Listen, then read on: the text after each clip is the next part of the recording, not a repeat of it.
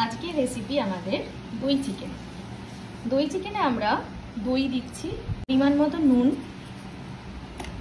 আর সাদা তেল দিচ্ছি, দিয়ে এটা ম্যারিনেট করে মোটামুটি রেখে দেবো। সর্বপ্রথম আমরা কড়া গরম করে তেল দিচ্ছি, এটা সাদা তেলই দিচ্ছি। এবার দিচ্ছি গরম মশলা,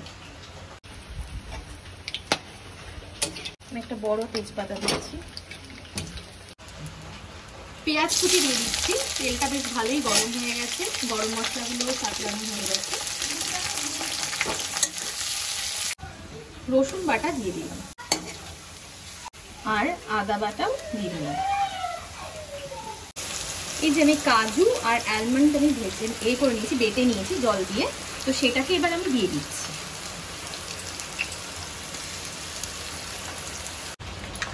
ঝালের জন্য আমরা গোলমরিচ দিচ্ছি, মানে ম্যারিনেট করা মাংসটা দিয়ে দিলাম।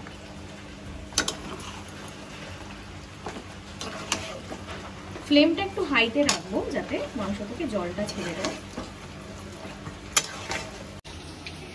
কাঁচা লঙ্কা দিয়ে দিলাম, চিড়ে কাসুরি মেথি অল্প একটু ছড়িয়ে দিলাম। প্রায় হয়ে এসছে, এবার এটাকে একটুখানি কষাবো লাস্টের দিকে কাসুরি মেথি দিয়ে। তারপর আমি কোনো জল দিইনি, জল যদি আপনাদের ঝোল মনে হয় তো আপনারা একটু জল দিয়ে দেবেন আর একটু কষবে। এটাতে আমি ঘি দিয়ে দিচ্ছি, গাওয়া ঘি অল্প একটু দিয়ে ভালো দিয়ে দিচ্ছি।